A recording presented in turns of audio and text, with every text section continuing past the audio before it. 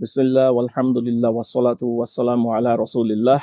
আজকের ভিডিওতে আমরা আলোচনা করব এই শুক্রবারের যে খুতবা হয়েছে সেই খুতবার বিষয়বস্তু নিয়ে। এবং এই শুক্রবারে খুতবার বিষয়বস্তু ছিল আরবি ভাষা এবং সৌন্দর্য। তো ইমাম সাহেব যথারীতি তার ভূমিকা করছেন এই বলে যে সমস্ত প্রশংসা আল্লাহ রব্বুল আলামিনের, এবং আমরা সমস্ত নবী এবং রাসূলদের উপরে আল্লাহর তরফ থেকে দোয়া আল্লাহর তরফ থেকে শান্তি বর্ষণের জন্য দোয়া করি। তো ইমাম সাহেব এই খুতবার ভূমিকা করতে গিয়ে বললেন যে হে আল্লাহর বান্দারা, কয়েকদিন আগে বিশ্ব আরবি ভাষা দিবস ছিল, অর্থাৎ ওয়ার্ল্ড অ্যারাবিক ল্যাঙ্গুয়েজ ডে। এবং এই অ্যারাবিক ল্যাঙ্গুয়েজ ডেতে বিশ্বের বিভিন্ন জায়গায় বিভিন্ন রকমের প্রোগ্রাম হচ্ছে, মানুষজন এসে বিভিন্ন রকমের আলোচনা করছে, সেটা আরবি ভাষার উপরে হোক বা কোরআনের উপরে হোক, এই ধরনের আলোচনা হচ্ছে এবং এই ভাষার যে সৌন্দর্য সেই সৌন্দর্য নিয়ে আলোচনা হচ্ছে। তা তিনি বলছেন যে নিশ্চয়ই কোরআন আমাদের জন্য দিক নির্দেশনার চাবিকাঠি, এবং প্রতিটা কাজে আসলে আমাদের কোরআন থেকে শিক্ষা নেওয়ার অবকাশ আছে। এবং এই জন্য আমাদেরকে কি করতে হবে, আরবি ভাষাটা ভালোভাবে জানতে হবে এবং বুঝতে হবে, কারণ আরবি ভাষায় পড়তে পারলে এটার যে ব্যাপ্তি সেটা আসলে আমরা বুঝতে পারবো। এছাড়া আসলে বাংলা বা ইংরেজি তর্জমা পড়ে আসলে খুব বেশি বোঝা যাবে না। তো এই আলোচনা করতে গিয়ে তখন ইমাম সাহেব বলছেন যে আরবি ভাষায় যে কোরআনের রচনাটা হয়েছে এটার পেছনে আসলে একটা বড় পারপাস আছে, একটা বড় উদ্দেশ্য আছে। সেই উদ্দেশ্যটা আমাদেরকে পরিপূর্ণভাবে সফল করতে হবে, এবং সেই সফলতার জন্য আমাদের আরবি ভাষাটা শেখা উচিত। তারপর তিনি বলছেন যে আমরা সূরা ইউসুফের দ্বিতীয় এবং তৃতীয় আয়াত যদি আমরা দেখি, সেখানে আল্লাহ রাব্বুল আলামিন বলছেন যে আমি নিশ্চয়ই কোরআন পাঠিয়েছি পৃথিবীতে আরবি ভাষায়, যাতে করে চিন্তাশীল মানুষেরা বুঝতে পারে বা তারা যেন এখান থেকে চিন্তা করতে পারে। এরপর তিনি বলছেন যে আমি তোমাদেরকে সবচাইতে সুন্দর গল্পগুলা দিয়েছি। এখন এরপরে আল্লাহ রাব্বুল আলামিন সূরা ইউসুফে যে পুরা ইউসুফ আলাইহিস সালামের গল্পটা সেটা সেখানে দিয়েছেন তিনি সূরা ইউসুফে। তো এখন কিছু মানুষ প্রশ্ন করতে পারে এখানে চিন্তাশীল হওয়ার মানে বিষয়টা আসলে কোথা থেকে আসলো। কারণ হলো এখানে যা বলা হচ্ছে সূরা ইউসুফের গল্প, সেখানে তো আসলে জেলাসি বা এই জিনিসগুলো ঈর্ষা নিয়ে কথা হচ্ছে যে কয়েকজন ভাই মিলে প্ল্যান করে তাদের আরেক ভাইকে অর্থাৎ ইউসুফ আলাইহিস সালামকে মারার চেষ্টা করলো। তাহলে এখানে সৌন্দর্যের আসলোটা কি? এটার জবাব হচ্ছে যে সৌন্দর্য আসলে দুই জায়গা থেকে আসছে। একটা হলো ইয়াকুব আলাইহিস সালামের যে সবর, তিনি যে ধৈর্যশীলতার পরিচয় দিচ্ছেন তার ছেলে ইউসুফের প্রথমত মৃত্যুর খবর শুনে, যেটা তার ভাইরা বানোয়াট গল্প বলেছিল সেটা, এবং দ্বিতীয়ত অন্য এক সন্তান যখন ইউসুফ আলাইহিস সালামের কাছে জিম্মা রেখে আসতে হয়েছিল সেই ছেলেদেরকে, বাকি ভাইদেরকে, সেটার গল্প।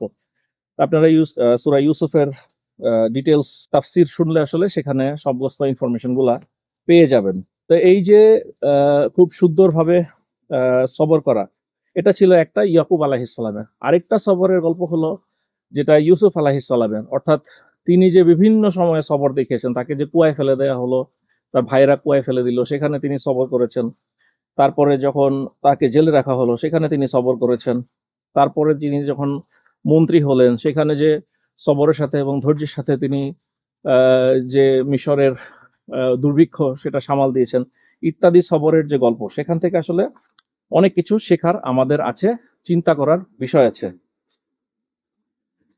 তারপরে তিনি বলছেন যে আল্লাহর বান্দারা, তোমরা সবসময় চিন্তা করবা যে আল্লাহ তোমাদের জন্য এই পৃথিবীতে যা কিছু পাঠিয়েছেন এত সুন্দরভাবে, সেটাকে তোমরা বোঝার চেষ্টা করবা এবং সেখান থেকে তোমরা শিক্ষা নেওয়ার চেষ্টা করবা।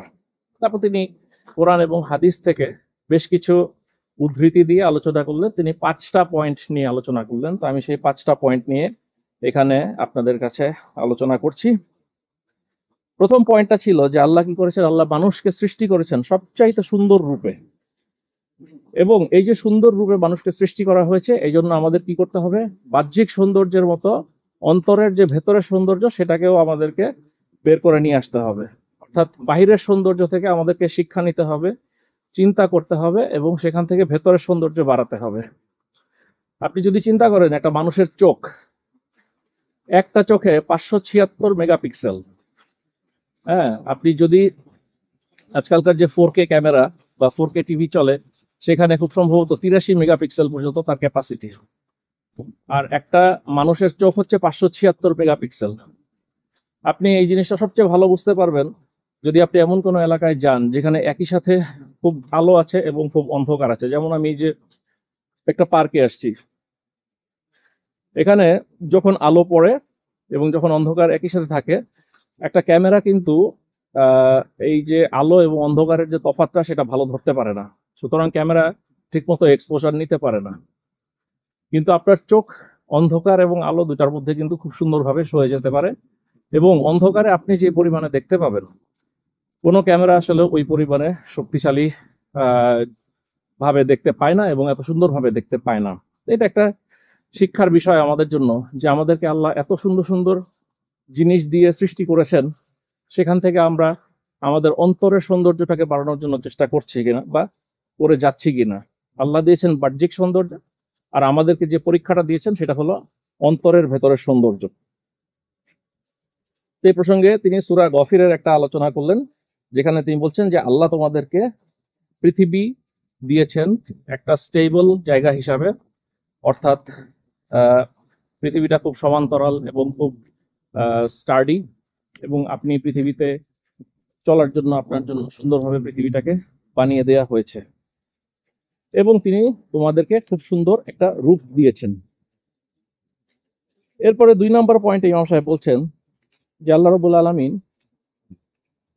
পুরো বিশ্ব ব্রহ্মাণ্ডটাকে সৃষ্টি করেছেন মানুষের সেবার জন্য, অর্থাৎ মানুষের উপকারের জন্য পুরো বিশ্বের যত কিছু আছে সবকিছু সৃষ্টি করা।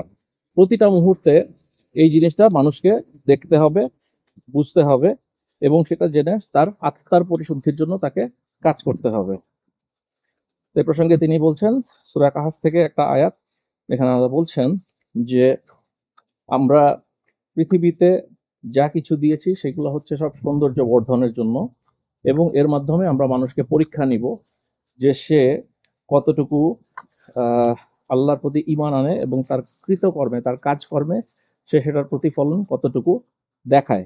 3 নম্বর পয়েন্টে ইমাম সাহেব রাসূল সাল্লাল্লাহু আলাইহি ওয়াসাল্লামের একটা হাদিস থেকে উদ্ধৃতি দিচ্ছেন, যেখানে রাসূল সাল্লাল্লাহু আলাইহি ওয়াসাল্লাম বলেছেন ইন্নাল্লাহা জামিল ইউহিব্বুল জামিল, অর্থাৎ আল্লাহ নিশ্চয়ই সুন্দর এবং তিনি সৌন্দর্য অত্যন্ত পরিমাণে পছন্দ করেন।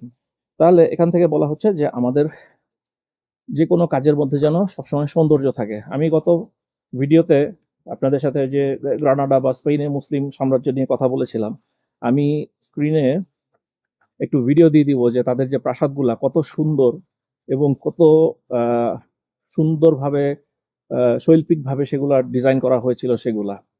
ইনশাআল্লাহ গ্রানাডার ওই জায়গাগুলা নিয়ে কিছু ভিডিও বানাবো আপনাদেরকে দেখানোর জন্য যে কত অসম্ভব সুন্দর এবং সৃষ্টি মানুষের কি রকম সুন্দর হতে পারে। 4 নম্বর পয়েন্টে ইমাম সাহেব বলছেন যে ইসলাম কিন্তু দেয়া হয়েছে এক্সেপশনালি ব্যালেন্সড, অর্থাৎ কোনো দিকে এক্সট্রিম কোনো কিছু নাই।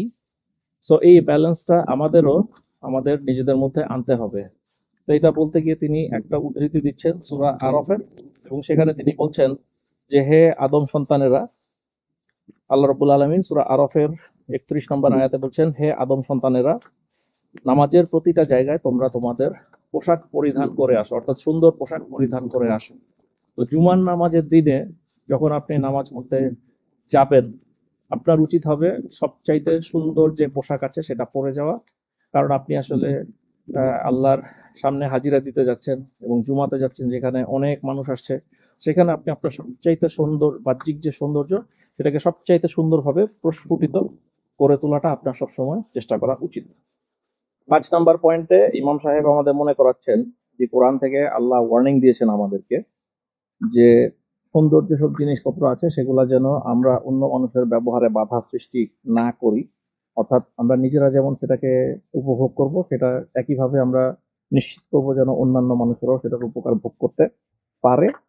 এবং সেটা বলতে গিয়ে তিনি সূরা আল আরফের 32 নম্বর আয়াত থেকে উদ্ধৃতি দিলেন যে কে তোমাদেরকে নিষেধ করেছে আল্লাহর দেওয়া সৌন্দর্য উপভোগ করতে এবং আল্লাহর দেওয়া সুন্দর সুন্দর খাবার উপভোগ করা থেকে। তারপরে সেখানে বলা হচ্ছে যে বলো এগুলা দেয়া হয়েছে এই বিশ্বের সৌন্দর্যের জন্য, এবং এগুলো দেয়া হচ্ছে মুমিনদের জন্য যারা এই পৃথিবীতে এবং যারা আখিরাতে আল্লাহর নেয়ামত প্রাপ্ত হবে। তো এই বিষয়বস্তুগুলো আলোচনা করে ইমাম সাহেব তার খুতবা শেষ করলেন। আমিও আমার বক্তব্য এখানে শেষ করছি। ইনশাআল্লাহ পরবর্তী ভিডিওতে আবার আপনাদের সাথে দেখা হবে। ভালো থাকবেন, সুস্থ থাকবেন। আসসালামু আলাইকুম ওয়া রাহমাতুল্লাহি ওয়া বারাকাতুহু।